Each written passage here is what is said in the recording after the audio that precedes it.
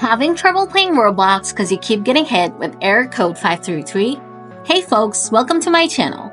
In this video, I'll walk you through fixing Roblox error code 533 on your computer. So without wasting any time, let's dive in. Solution 1. First, try running Roblox with administrator privileges. To do this, right-click on Roblox Player from your desktop and run as administrator. Then this window will pop up. Just click on Yes. Now check if you can play the game you wanted. Solution 2. If not, disable account restriction from Roblox settings. To do this, open up Roblox again. Then click on the three-dot icon over here. Then click on Settings. Then on Privacy. From here, simply switch off account restriction if it is on. Don't close the tab yet. Turn on Communication by clicking here and select Default.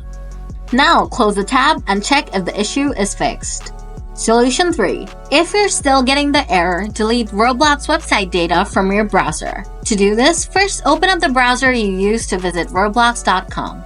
Now, I use Chrome, but if you use a different browser, the settings are pretty much the same, so you follow along. Now, click on this three-dot icon and select Settings. Then click on Privacy and Security. Then on Site Settings.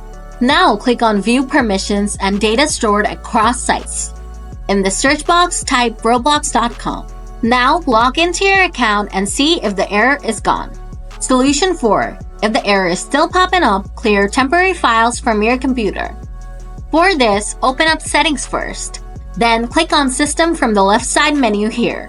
Then click on Storage. Now wait a little and click on Temporary Files. From here, select everything and click on Remove Files. Then select Continue. After the temporary files are deleted, reboot your computer. Now you should be able to play Roblox without this error.